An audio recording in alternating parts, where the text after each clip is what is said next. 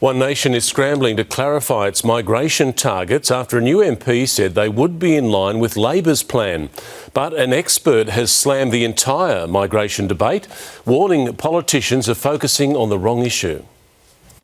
Migration policy is all about numbers, and Barnaby Joyce enumerates his number numerous times. It's 130,000, it's 130,000, it's 130,000. Not according to new colleague David Farley yesterday. Potentially an extra 100,000 on top of the 130,000. Yeah. One Nation left scrambling. OK, so he was just wrong saying there'd be an extra 100.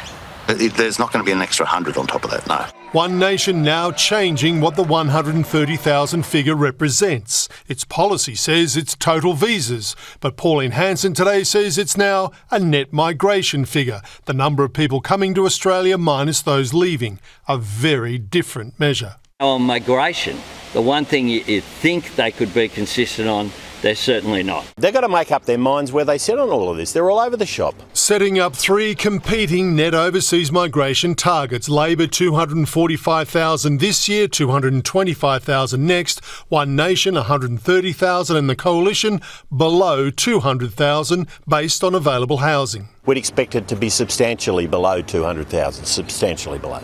But migration experts say it's not just a misguided debate based on the wrong targets, but one missing the real point. It was largely numerical theatre about the wrong number. A number, he says, distorted by tens of thousands of short-term visitors whose visas were extended during COVID to fill critical labour shortages and are still here. So our net migration issue is not an issue of arrivals. It's an issue of these delayed departures. And One Nation's 130,000 target? It would be an act of economic self-harm. We did a dry run of this during the COVID-19 pandemic.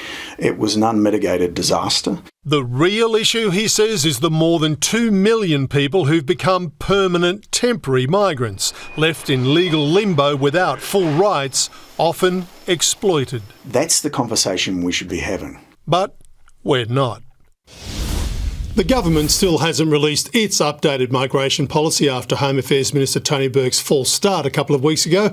I understand the changes will go back to Cabinet in Perth tomorrow to discuss the fine detail. The latest official word on when the announcement will be made is soon. Mark. And Mark, the Prime Minister has now promised he won't change the GST carve-up before the next election.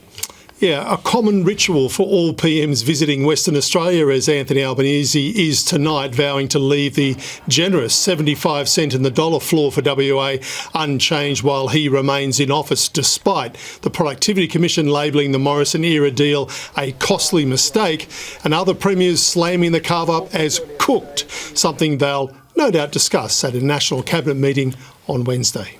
Mark Riley in Canberra, thank you.